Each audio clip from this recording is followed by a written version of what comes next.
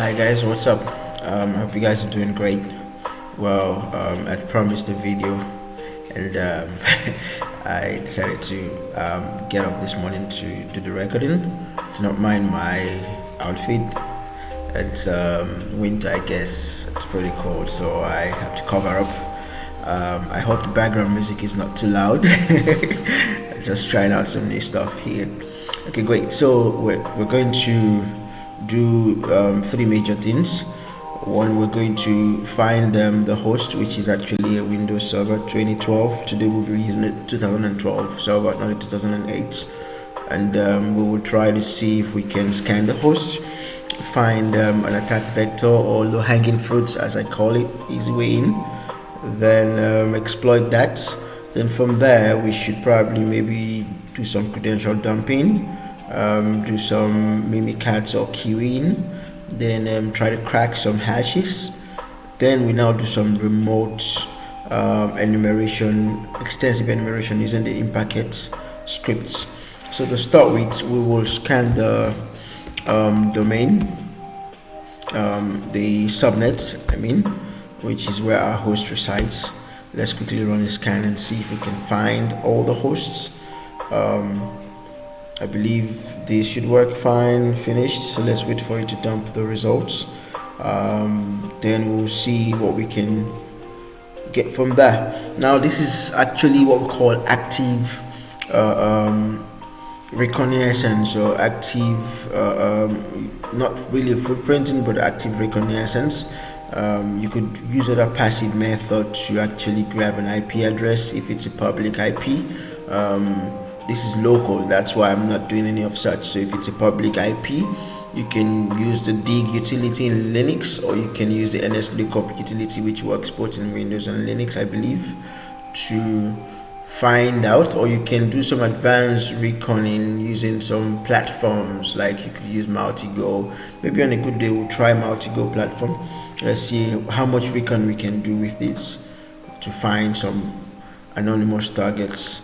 Now you can use Multigo, you can use several other recon tools to do that, but since our host resides in our local PC and VM, we're just using the NetDiscover utility to do that. NetDiscover can also do remote recon. So I believe we have a host that should be .2.10. Let's quickly check. One way to check if it's a Windows host, you can use the basic ping utility if it's allowed. So let's see if we can ping that host. I'm going to show you something now. If I'll stop the ping quickly, if you look at the results, 64 bytes from the hosts. If you look at the time to leave value, if that was a Linux system I was pinging, the time to leave value I believe would be around 64 or maybe 63, 64. But one way we quickly know if it's a Windows host, once you see the TTL value is 128, you know definitely it's a Windows host. Let me see if I can ping myself on this Linux box. Great, that's a perfect way to explain what I was talking about. So if you see the result, pinging myself, look at the TTL value is actually 64. That's one quick way to tell if the host is a Windows or Linux host, using the time to leave value. The time to leave, I believe you must have come across that if you've read my course material. You should understand what that is by now. So moving on, now we have our hosts. Let's quickly run an nmap scan on our hosts. Let's see. I'm going to use this basic scene scan ss service version scanning, then a script Vuln scan. Let's see what we can pick up from our hosts. So I don't think I need the NetDiscover again. I'm going to just shut it down to minimize my traffic. Great. I was also going to show you guys something. I could start up Wireshark by the side, maybe just to see if we can identify some of this scanning we're doing in Wireshark. Let's see Wireshark. Let's fire it up quickly. I don't want to do any tweak for now. I think I just want to skip Windows, raise Windows white. Okay, focus, workspace. I'm going to close this for now. Great, I just want the Wireshark to run. So I believe it's going to run. If it doesn't, then I have to start it from the terminal. Okay, maybe I should just do that. Great, so I'm just going to start it from my terminal. Let's see if it's running in the background. It's not. Okay. Oh, my scan is done. I wish I started it earlier to pick up a few things, but notwithstanding, I think we'll be doing some other scans, so it's a good way to practice. I believe I'm going to be capturing from my, let's see, show all interfaces. I'm seeing all interfaces, external capture. I cannot see my let me check what interface is actually up. Quickly, I'm going to check using the ifconfig utility. I think it's $0. Oh, is it th0? Okay, so I should see eth0 here. I'm not sure why I can see it.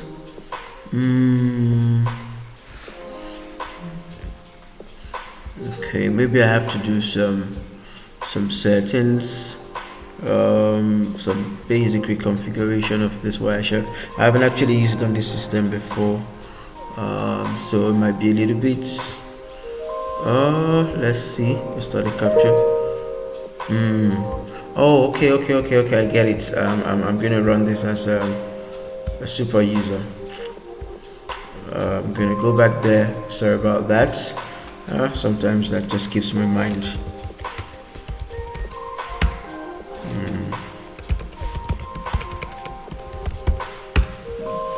So I believe we should see, yeah, great. So now we can see ETH0. So we're going to capture ETH0. Alright, let that run in the background. So anything we're doing, we can actually do some Wiresharking, look at what Wireshark can see. Now that's one way as an attacker you can help to minimize noise you make in a client's environment before you set up a trigger and you get caught. So I can see on these hosts, there are quite a number of ports, protocols, and service versions, even the service themselves being spelled out there. There are quite a number of them that could be a low-hanging fruit for me. I can already see that there is a domain setup, which is Blesly. I quickly set that up just so we can use for practice. The domain is blesly.com. That's actually me. Then I can see there's 139, 135. Great. These are quite good low-hanging fruit to start with. I see there's an LDAP running, which means there's an Active Directory set up for that server. There's 445, and I see it's running the server 2008 R2 version of SMB, which means that should be SMB version 1 or version 2, which has several security flaws. So I think I'll be working with that. But just to show you something, there's 464, and you see there's a key password. It's also one unique port you can actually exploit. Maybe later on we'll look at that. And there are quite a number of also the high-end ports which you could exploit as well. But for today, let's see if we can work with 445 as a low-hanging fruit, easy way in. So I'm going to clear this, and I'm going to be using the Metasploit. From my next set of videos, as I mentioned, I'll be looking at web application enumeration and penetration testing. We'll be using C2s. I'll have to introduce C2s, command and control servers. We'll see how we can set up a C2. Maybe I will work with Covenant or any other open source C2 server out there, so you guys can also learn some fun stuff, how hackers do what they do actually. So great, I'm going to start up Metasploit for today as our C2. Metasploit. Oh, come on, MSF console, sorry. Okay, great. Maybe I need to have breakfast. Alright, so let me start this up quickly. Then, great, it's up. So I'm going to clear that screen. I'm going to search port 445. If we go do some check, let's see if we can actually do some Googling. Hackers do Googling if you don't know that. So let's do some Googling. Let's check some well-known vulnerabilities. Oh, come on, what happened here? Oh no, oh no, oh no, oh no. Okay, I just have to restart Firefox, no problem. I haven't shut that down in almost like a very long time, so I guess it crashed on me. Where are you, Firefox? Where are you, Firefox? Do I have to start it manually? Is it trying to start? Oh my god, it disappeared completely. Oh no, oh no. Don't want to use the S word or the F word. I watched my tongue. Oh great, so we got it back. Great. So let's quickly. I'm a bit fast because I'm trying to do all this in time. Oh great, so it finally worked for us. Okay, great. So let's search. We could use search exploits. I think I haven't shown that tool before. Maybe it's a good opportunity to show it. So let's do search exploits. Let's search 445. It could give us some useful stuff. So great. We're looking for Windows. We know we're on a Windows server. So let's just look around. Maybe I should drag this down a bit so we can actually make it more visible. Okay, much better than drag it this way as well. Great. So you see there are quite a bunch of possible exploit on port 445. I don't think I've actually SMB. That's what I should have done. SMB. Great. I think yeah, great. So this works fine. I can see this SMB client bug. Well, most of these I can find exploits, download, compile, and run them. But maybe as we start going advanced, we'll be looking at some of these. You guys can also understand how you can manually exploit a vulnerability without using a C2 server, just in case you're in a very, very strict environment where some of those things are actually looked for. So let's just search exploits on ports 445. Okay, there will be quite a number of recent ones, but I'm just going to look for a legacy one, which is what we really want here. I believe there's Eternal Blue. Great. So Eternal Blue. So I'll just close this. I'm not sure I need this. I have quite a number of tabs open. So I'm going to go back to my terminal and search Eternal Blue. Let me see what. Oh, wrong spelling. Eternal Blue. Okay, great. So I can see there is exploit for MS1701 Eternal Blue, MS1701 Eternal Blue Windows 8. We know we had, for my enumeration, I've shown you that it's running the Windows Server 2008 version of SMB. So I can see there's the PX exec. I think this one is what I'm going to work with for today. I'm going to just copy it. On your own, you can feel free to try any of them, but it's always good to do a detailed enumeration. I could use SMB map to have done a good enumeration, but I don't want to go through all that because I had done extensive lessons with you guys using some of those script tools like SMB map to enumerate the host, to know the version of SMB that is actually running. So for today, I'm just going to use let me paste this. I'll work with this. I'm sure it's going to auto set our payload. We're fine with the Metasploit payload, but in case you're not fine with that, you can show payload to see the number of payloads that you could possibly use. Any of these could work as a payload, but we are fine with what it has given us. So I'm just going to go away from this. I'll clear this screen, show options. Let me see what I need to set. So for this exploit, I think I need to set the L host is set for me.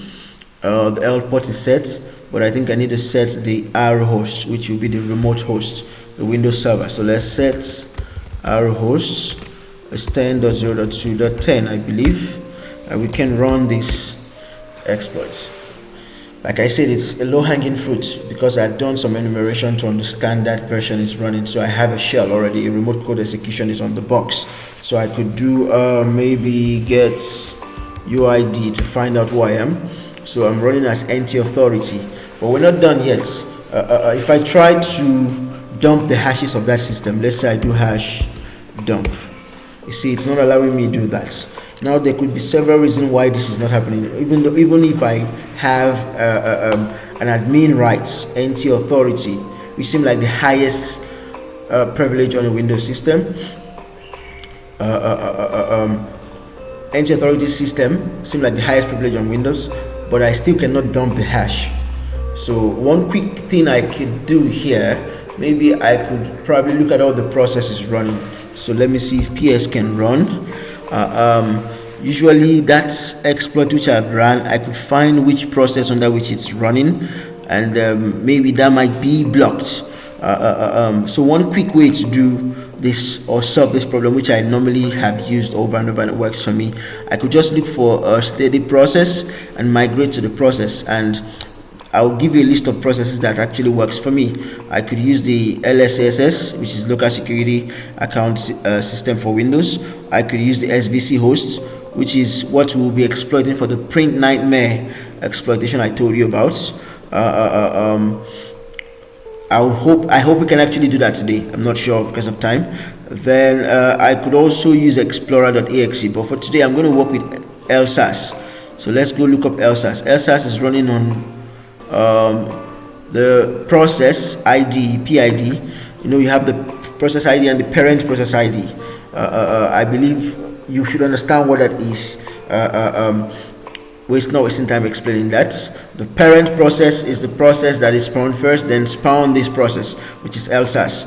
So if I have to dig into what process had spawned LSASS, that process ID will be this. I could look up what process is running on the box as this and find out what process actually that is. But I'm not interested in that. I'm just interested in the process ID 464.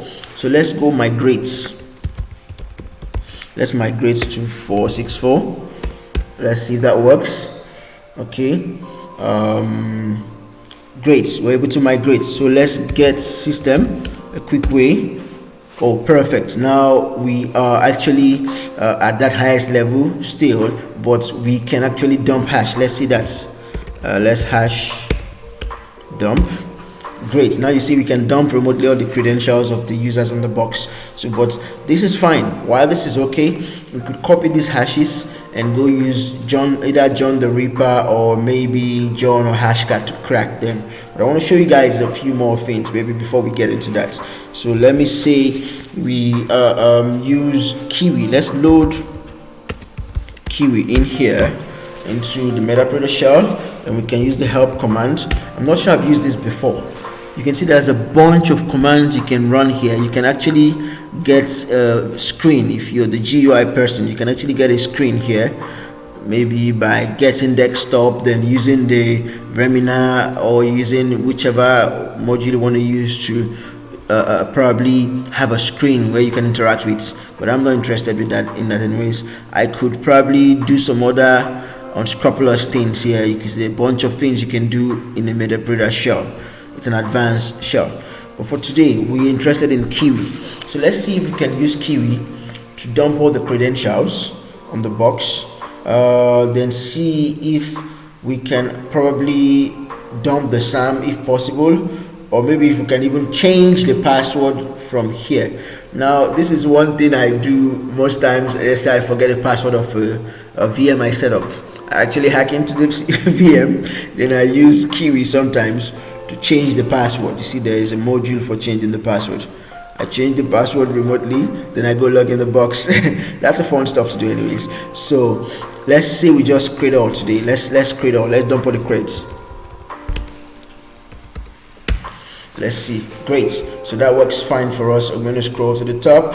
We can see that the user administrator is got the NTLM hash as this. Then it's got the SHA-1 hash as this.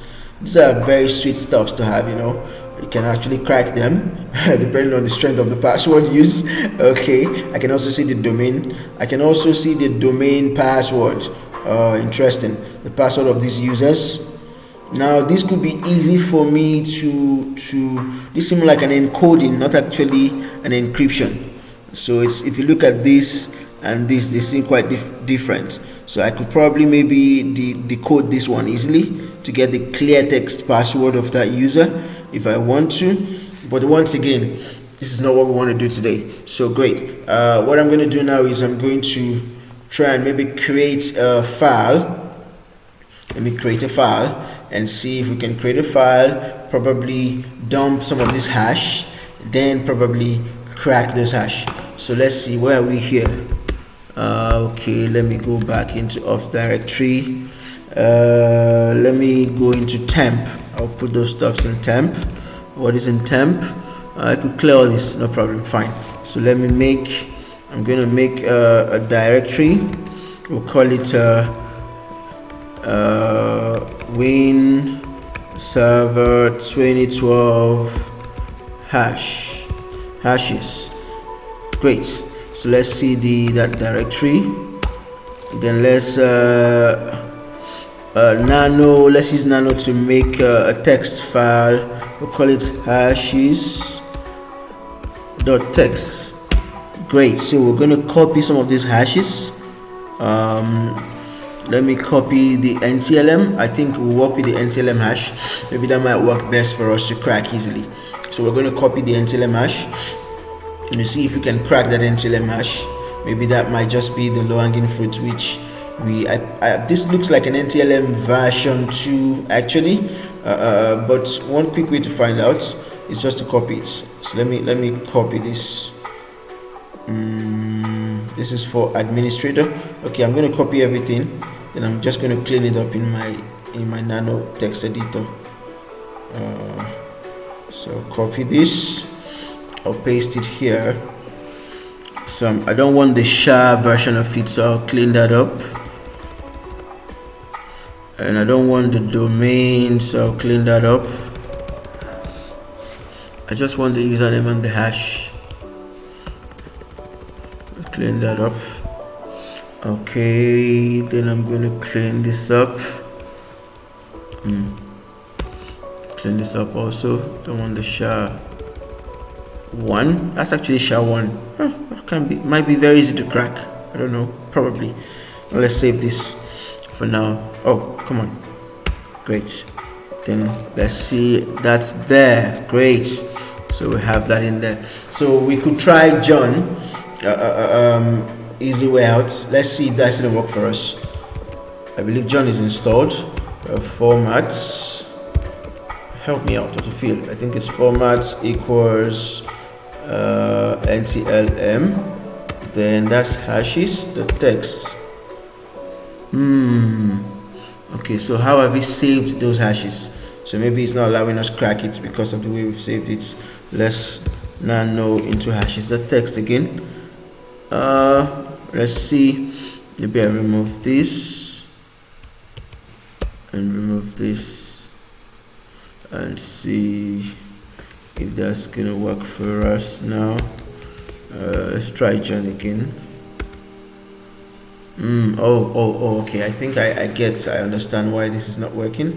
NTLM maybe v2, probably that might work. Let's see if this doesn't work still, then I'm going to maybe use Hashcards. Hashcard might work for me. I think I have not formatted the hash correctly. Probably that's why it's not working. Or I could crack the SHA-1 version of it. So these are the SHA-1 version. Maybe let's see if we can use let's do some googling. Sorry guys, I had not actually tried this before, so I might hit some dead end. Bear with me. Crack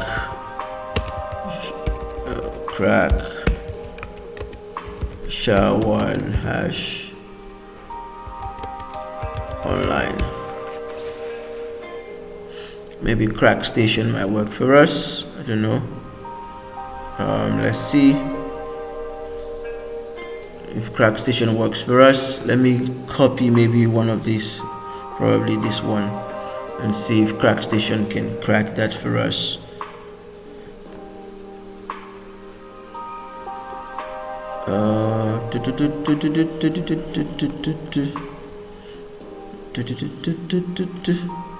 No, not found. Okay, let's try the second one.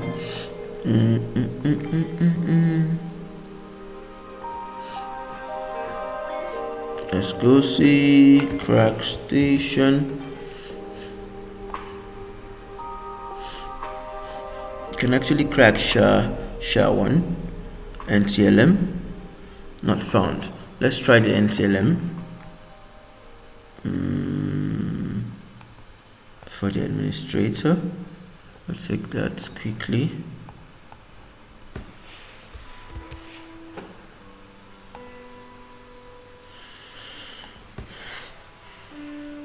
Yeah, I think it's problem of formats. So let's see. I think it's not properly formatted. Let's go back and see. Let me do where's my hash dump command? Let me see what format that gave me in. Okay, so I think I'm going to take this one.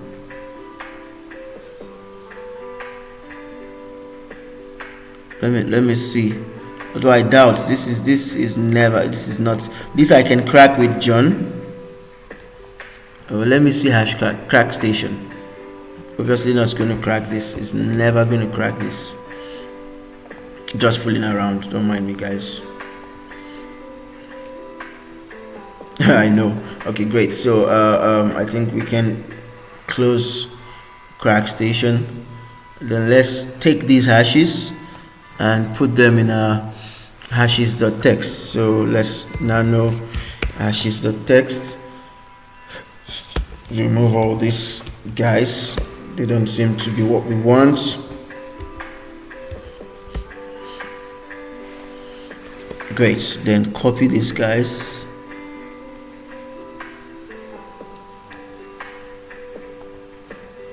And paste them here.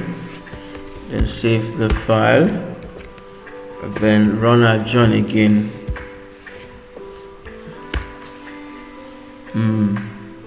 Okay, so maybe Hashcards will do the magic for us then.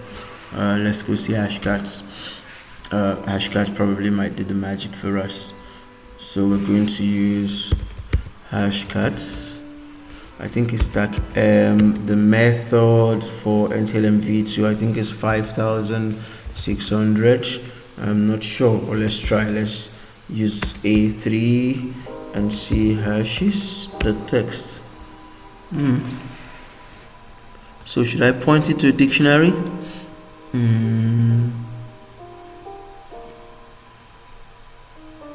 Maximum password length by connect to 56. Failed to pass hashes using pw dump. Oh, it's not passing the hashes. No hashes loaded. So that's a problem.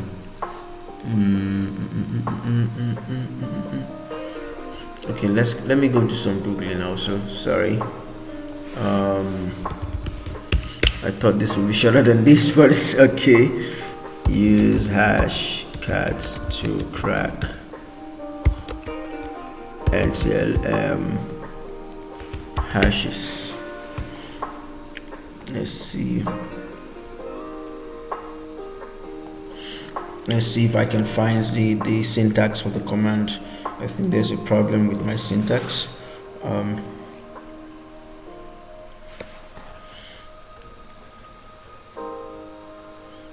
Okay, this is using Cane to extract the hashes, and these are the hashes. Export in text format, pasting the hash into Kali Linux. A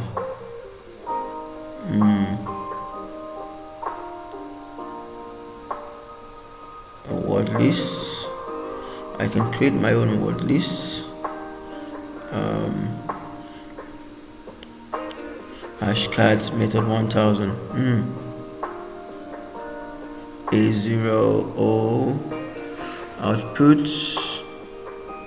Remove. Okay, so I should point it to a dictionary. Isn't that it? Let's see. I was using.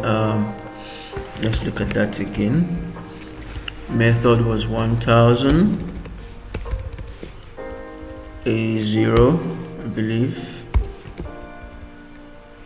then user share word list rocky.txt. okay, so I think I was making a mistake with my command, so now it's trying to run that. This might take a while, so but I'm going to cheat since I know the password. What I'm going to do is I'm going to cheat. I'm going to create a text, a word list of the documents.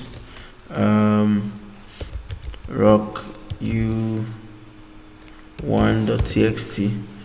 so let's put some random passwords. PAWRD1.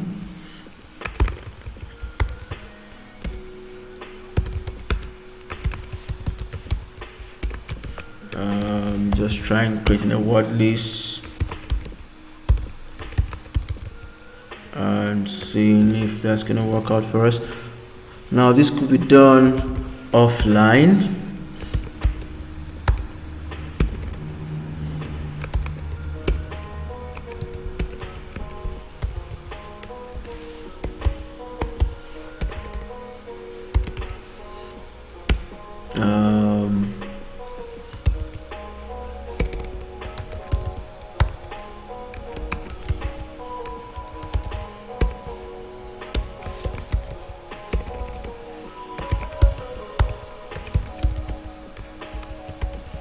Okay, I think I have enough. I'll save this. I'll cancel that.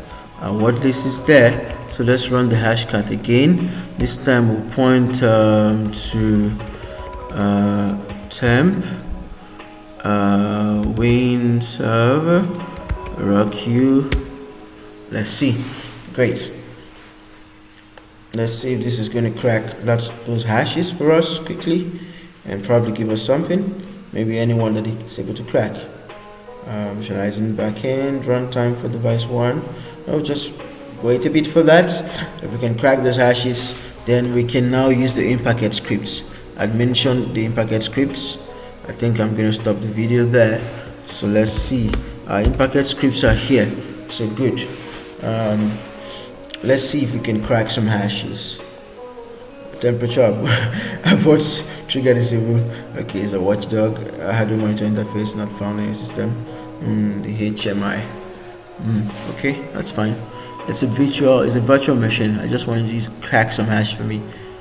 If it's not going to crack it, there's another tool called CollabCats, but that's I have to set up in my Google. I think we found something.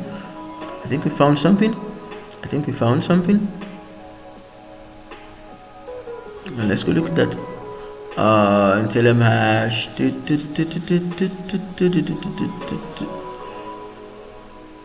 candidate 1. So we found the password. Great. Found the password. Okay, so cool. I think this is the, let's see whose password is this. This is the, it should be the admin password. Okay, we'll try. Let's see. We know it's let me copy that. God is good at 2021. Great. And password 1. Okay, great. So let's maybe cats hashes the text. We're not sure which of these users that's for. I think it's for 101. Let's go check. Who is 101?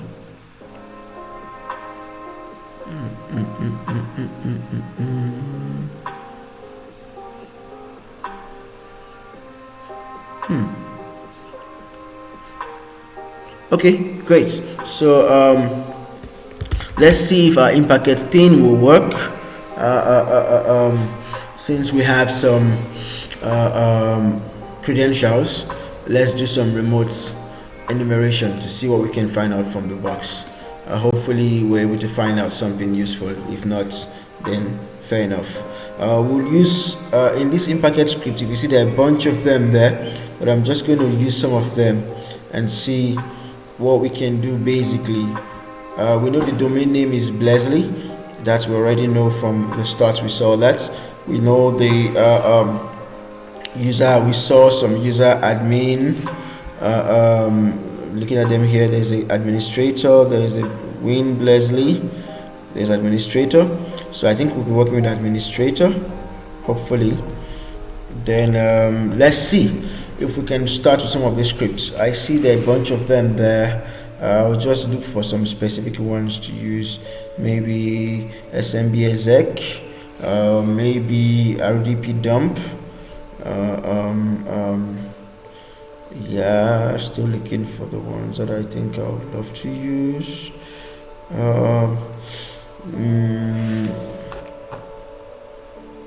Maybe secrets dump, maybe SAM dump, probably, maybe WMI exec.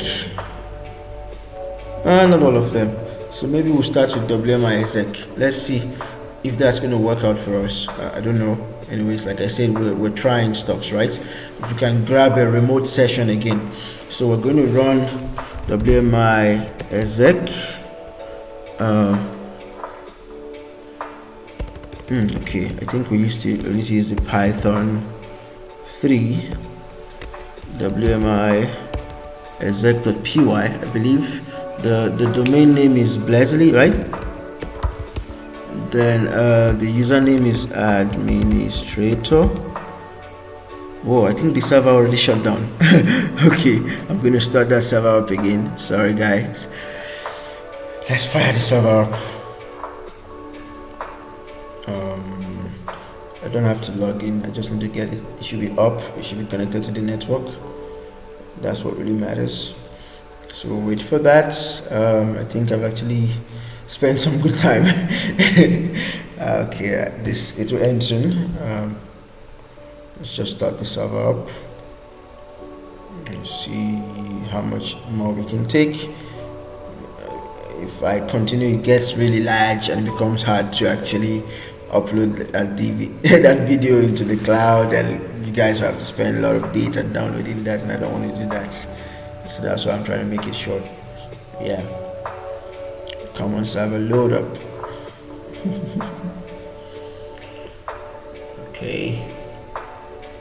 Okay, great, server is up. That's just all we need. One quick way to verify, we can ping it. I didn't sign in, you see, but I can ping it. Great, it's up. That's just all I need.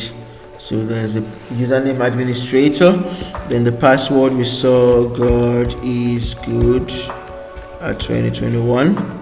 Let's see if we can remotely get a shell. Give us a shell. Will it give us a shell? Will it give us a shell? Let's wait for it. If it doesn't, then we'll try another script.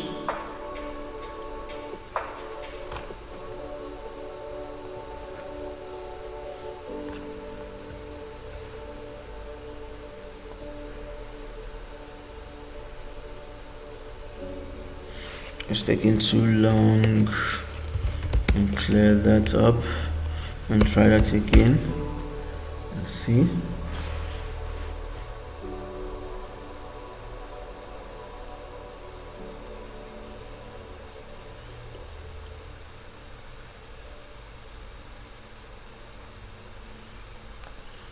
Okay, while that is doing its thing, I believe Remina is loaded here. Let me try to see if I can do corrupt or not found. Oh, so I cannot use Remina, is that it?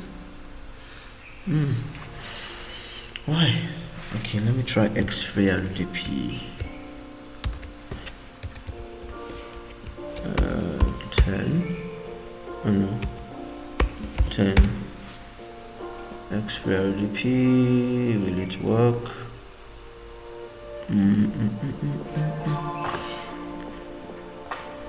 RDP is not open. Okay. I'm gonna kill error as well. Fail to connect. It's not connecting to the server. Okay. We gotta find a way out. I'm gonna clear all this again. I'm gonna try this again. Maybe I should have used capital letters. I believe that was the domain we saw. Or let's go check it again. We had seen the domain. Where was it?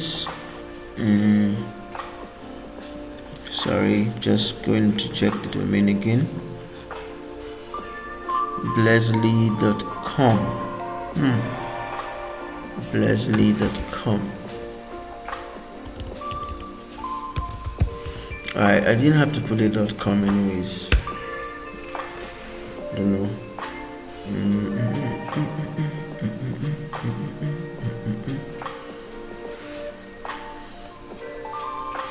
Yeah, it's taking too long. Okay, I'm going to try another one. Maybe this is not going to work. Let's see, what else do we have there? Probably we could do I don't know, maybe services. There's services there, services.py. So let's see, maybe we can try services.py. Oh, there's a DC, there's a DCOM. So let's see if we can try DCOM. Python 3 DCOM.py. I'm not sure this is going to work, but let's just try. I don't know if it's going to work unless that process is running in the server, but I don't know if that process is running in the server.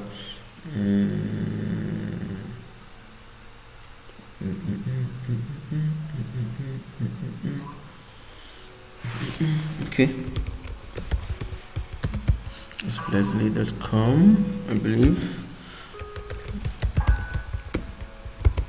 Administrator. Let's go see that up. Where's that server? Let's see. Blesly administrator. Okay, let's try the password we got actually.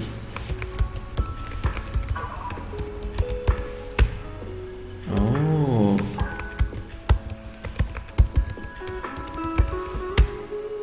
wow, you see that?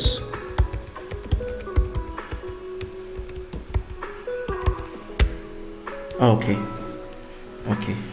I guess I was typing it wrong. So the password seems to be correct. Administrator, then the password.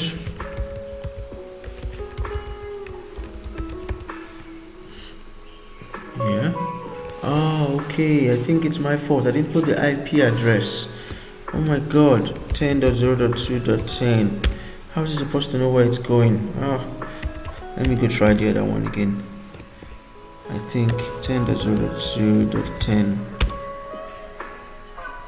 I didn't put the IP address then, did I? I didn't put it.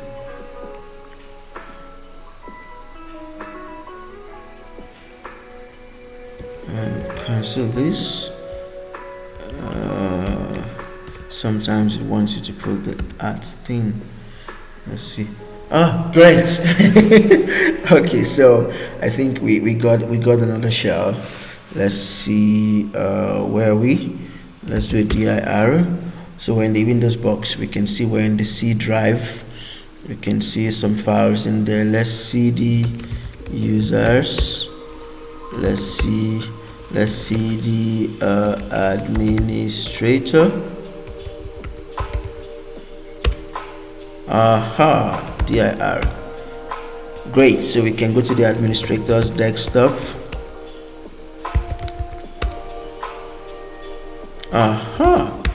So this script worked in packets. The first one we've tried actually works, which is, let me scroll up, that's the WMI exec. So you see we've remotely connected to the system. Now you can do this to any system anywhere in the world. Once you have the username, if there's an admin account, and you have a password and you have the IP address, you can remotely connect to it. Now this is one thing most admins they do when they want to remotely maybe fix something on the system. They can use in packet script to connect. Hackers also use same script. I just connected to the box just by getting the username and password. The question is, how possibly can I get that? I could social engineer a user who is not informed or aware to divulge their username, their password, and even tell me the domain or even tell me the IP address of the system. Maybe if I'd claimed to be an IT person in the company, and I grab those useful information, and I can remotely connect, or I could even offer them some money, pay them. Don't do that to release their username and password, and I remotely connect to the system and I do what I want to do. Great. So I'm going to exit this one. We've seen the first script that worked fine. Let's try some other ones. Let's see. I can see there are quite a number of them again there.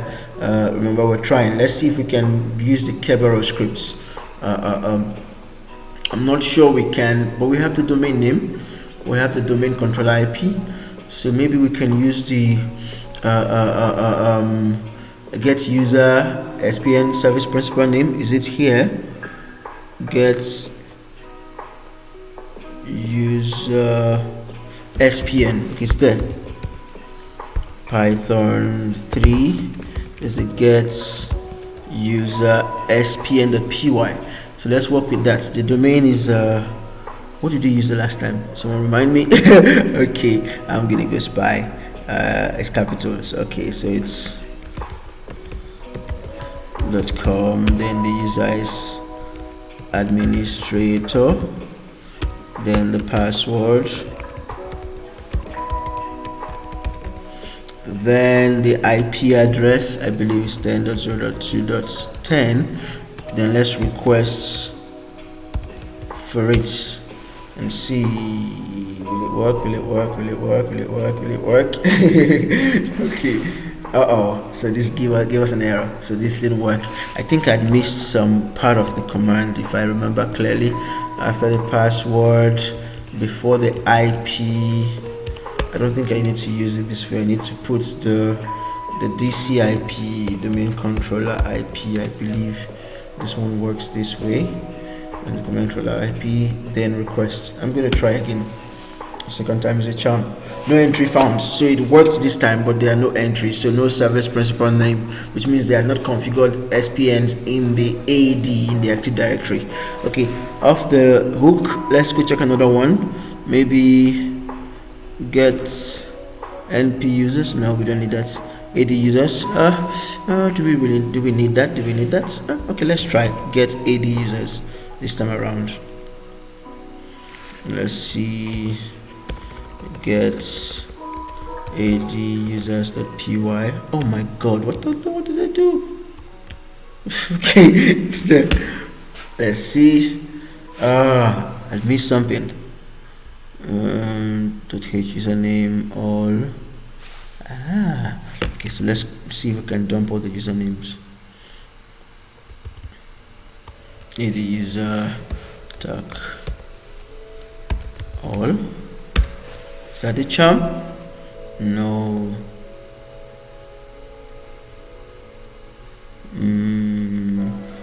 Do I need the hash? Well, I have the hashes. No. We'll try another one. Don't want to waste time going through that process. Let's see. PSSEC. Maybe PSSEC might work for us. Who knows? Let's use. So we've marked WMI. Let's see if we can remotely still dump the secrets. I think that's another thing we can do. We can remotely dump some secrets. See if that works for us. I don't know. I'm just trying. So Python 3. There's the secrets dump.py. Let's see, the domain is .com. The user is administrator. The password is what's it again?